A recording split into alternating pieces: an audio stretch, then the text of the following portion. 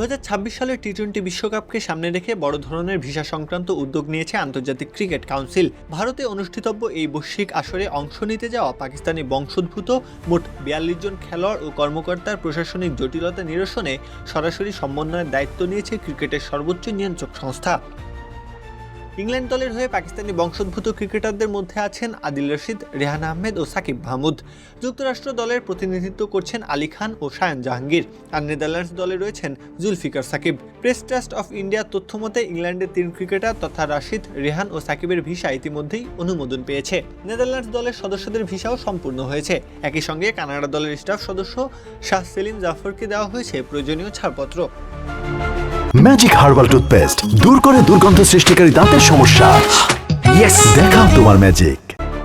এদিকে সংযুক্ত আরব আমিরাত, যুক্তরাষ্ট্র, ইতালি ও কানাডার দলে থাকা পাকিস্তানি নাগরিকত্বধারী বা পাকিস্তানি বংশোদ্ভূত খেলোয়াড় ও কর্মকর্তাদের ভিসা প্রক্রিয়াও দ্রুত গতিতে এগোচ্ছে। সংশ্লিষ্ট দলগুলোর জন্য আগামী সপ্তাহের শুরুতেই ভিসা অ্যাপয়েন্টমেন্ট নির্ধারণ করা হয়েছে, যা প্রক্রিয়ার চূড়ান্ত পর্যায়ে পৌঁছানোর ইঙ্গিত দিচ্ছে। আইসিসির নির্ধারিত সময়সূচি অনুযায়ী অংশগ্রহণকারীদের ভিসা ইস্যুর শেষ সময়সীমা 31 জানুয়ারি। ভিসা সহায়তা কার্যক্রম পরিকল্পনা অনুযায়ী এগোচ্ছে বলে আইসিসির বিশ্বাস। আগামী 7 ফেব্রুয়ারি টুর্নামেন্ট শুরু হওয়ার আগেই সব অংশগ্রহণকারী দল লজিস্টিক দিক থেকে সম্পূর্ণ প্রস্তুত থাকতে পারবে।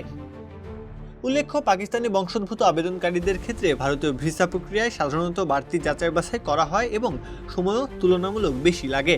এই ভিসা প্রক্রিয়া নির্বিঘ্ন রাখতেই আইসিসি বিভিন্ন মহাদেশে অবস্থিত ভারতীয় হাইকমিশনগুলোর সঙ্গে নিয়মিত যোগাযোগ বজায় রাখছে।